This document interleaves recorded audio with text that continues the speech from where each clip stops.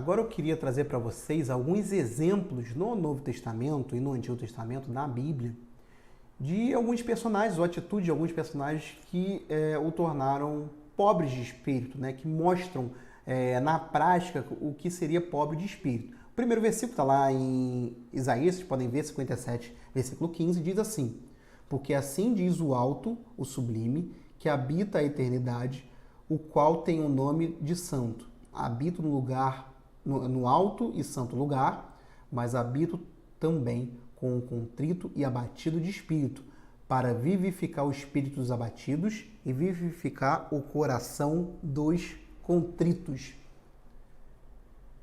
Você vê, o Senhor, ele habita naquele que se coloca diante dele, independente se é rei, se é plebeu, se é governador, se é presidente, o que ele seja, mas se coloca diante de Deus como abatido e contrito, porque de fato diante de Deus nós somos assim.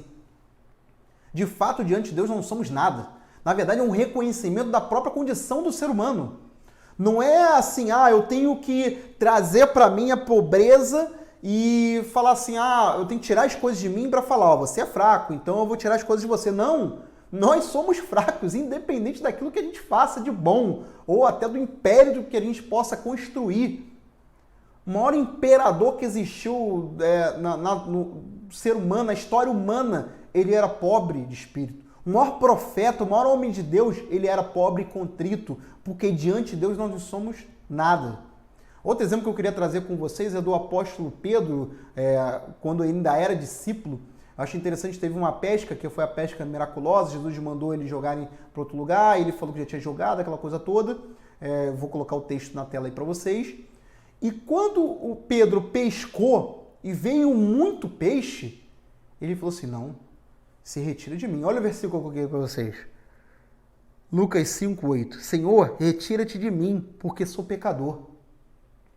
Ele olhou para Jesus, ele reconheceu, ele falou assim, não, ele não pode ficar diante de mim, eu sou pecador. Assim como o apóstolo Paulo disse, eu sou o maior de todos os pecadores. Ele reconheceu que havia uma divindade em Cristo e que ele não podia ficar perto.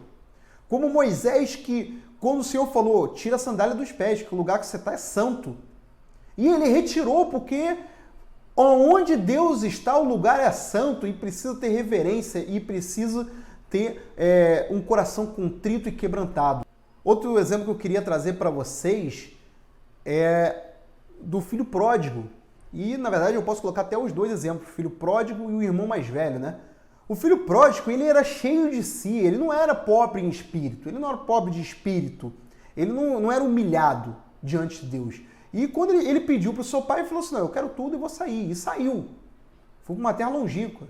Quando ele gastou tudo, quando não tinha mais nada, ele estava comendo as bolotas dos porcos que ele cuidava, ele pensou, calma aí, os servos do meu pai têm tudo. Então eu vou lá e vou falar, pai, eu pequei contra os céus, contra ti, eu não sou digno de ser chamado seu filho. Ele reconheceu que ele não era digno de ser chamado filho, porque não tinha nada, ele tinha feito tudo de errado. Ele tinha um pecado nele. Já o irmão mais velho, ele não conseguia enxergar isso. Ele não conseguia enxergar que ele era tão ruim quanto o irmão dele. Ele achava assim, como eu faço tudo, nunca desobedeci ao Senhor. E ele achava que isso o qualificava a ser credor de Deus. Às vezes nós achamos que nós somos credores de Deus. Nós nunca seremos credores de Deus. Nem com o corpo glorificado nós seremos credores. Nós somos sempre devedores de Deus. Eu acho interessante que isso foi combatido na igreja primitiva. Lá em Apocalipse 13:17 diz assim, pois dizes, a igreja de Laodiceia, estou rico e abastado e não preciso de coisa alguma. E nem sabes que tu és infeliz, sim, miserável, pobre, cego e nu. Gente, eles não sabiam disso, mas você tem que saber disso, eu tenho que saber disso. Nós somos miseráveis, pobres, cegos e nus. Nós não somos nada diante de Deus. Não adianta você falar, rico sou, estou abastado, eu sou isso, eu sou ministro de louvor, eu sou pastor. Você não é nada diante de Deus. Você pode ser alguma coisa diante dos homens, mas diante de Deus você tem que abaixar a sua cabeça e reconhecer quem Ele é. E o último texto que eu queria falar para vocês, que eu falei anteriormente, está lá em 2 Coríntios, 12:7, que diz assim: e para que não me exaltasse pela excelência das revelações, foi-me dado um espinho na carne, a saber, um mensageiro de Satanás, para me esbofetear, a fim de não me exaltar. Aquele espinho na carne era para falar assim: Paulo, você é assim. Não pense de você, como o próprio apóstolo Paulo disse, além do que convém, além do que você é. Não seja como aquele fariseu que entrou no templo e falou assim: obrigado, Senhor, porque eu não sou igual a esse publicano pecador, eu dou o dízimo, eu faço isso, aquilo. Mas já o publicano, vocês podem ver o texto aí na tela, ele diz assim: ó Deus, tem misericórdia de mim, um pecador. Ele era pecador, ele não conseguia nem olhar, a Bíblia fala que ele não conseguia nem olhar. Ele olhava para baixo e falava assim: tem misericórdia de mim porque eu sou pecador, e batia no peito. Essa tem que ser a nossa atitude diante de Deus. Isso é ser pobre de espírito. E eu fiz um quadro para vocês para explicar o que seria então, afinal, o pobre de espírito. Olha o primeiro aí. Quando passamos muito tempo em comunhão com Deus. O pobre de espírito, ele sabe que ele não tem nada, ele sabe que ele depende de Deus, ele sabe que ele depende completamente dele. Então nós precisamos passar em comunhão com ele. Quando nós não oramos, nós não lemos a Bíblia, nós não estamos em comunhão com ele, nós assumimos que nós somos suficientes para nós mesmos. Isso não é a atitude de um pobre de espírito, daquele que reconhece que é fraco diante de Deus. Olha o segundo ponto. Esta qualidade aponta para a completa ausência de orgulho pessoal, para a completa ausência de segurança própria e autodependência. Nós não dependemos de nós mesmos, nós dependemos dele. Assim como crianças, como um bebezinho, depende do seu pai e da sua mãe para dar leite, para dar conforto, para dar segurança, nós dependemos de Deus. Terceiro ponto, ser humilde de espírito significa que se alguém é crente autêntico, então não está dependendo de seus dotes naturais, que lhe vêm do berço. Você não depende daquilo que você conseguiu naturalmente pelo seu DNA, das suas características, da sua habilidade natural. Mas você depende das coisas espirituais que Deus traz para você. Próximo ponto. Ser humilde de espírito é sentir que nada somos, que nada temos e também que olhamos para Deus em total submissão a Ele, dependendo inteiramente da sua misericórdia e da sua graça. Então você depende de tudo, você precisa da graça de Deus, você precisa da infusão do Espírito. E o último ponto é, os pobres em espírito são aqueles que conhecem e admitem sua depravação, clamando a Deus por misericórdia, sabendo que em si mesmo não há esperança para conquistar a aprovação divina. A sua confiança é em Deus somente e não em si próprio. Ele reconhece que nada vem dele, a salvação não veio dele, ele tem uma depravação, ele é totalmente depravado e ele precisa de Deus. Eu coloquei algumas perguntas para a nossa reflexão. Olha lá no slide.